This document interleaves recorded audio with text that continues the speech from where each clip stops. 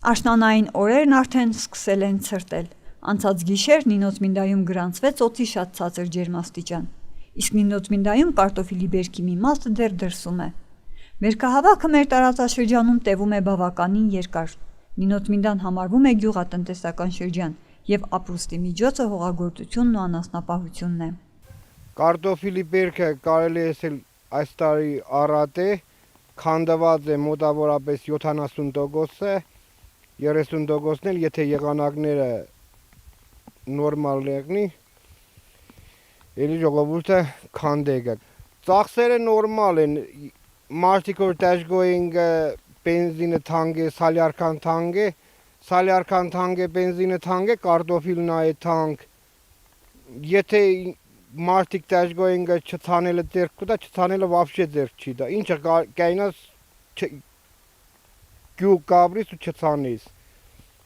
Հնարավոր չէ չցանել։ Իրենց տանջանքին համեմատ կյաները նորմալ է։ Չցանես ինչով ապրիս, ինչը ապրիս, ուրիշ գործ չկա, ուրիշ աշխատանք չկա։ Ըստ մենակ այդ բիզնեսն է, որ մարդիկ այդ բիզնեսը կներդանեն գյուղատնտեսական ճանապարհներով իրենց օրվա ապրուստը հայթայթին։ Ուրիշ գործ կա, որ ասենք այդ չցանեն ուրիշ գործով զբաղվին, հնարավոր չէ։ Սալյարքան թանկ է, բենզինը թանկ է, կարինն է թանկ, կարտոֆիլն է թանկ։ Նոր տարուց հետո կարտոֆիլը գետնի 1 լարի ու կես, 2 լարի, կարին գետնի 1 լարի։ Կան գյուղեր, որտեղ կարտոֆիլի բերքը այդքան էլ առատ չէ։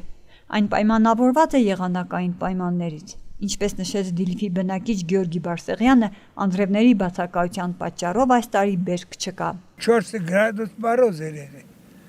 Վնաս չկա, ինչ կրնայինի։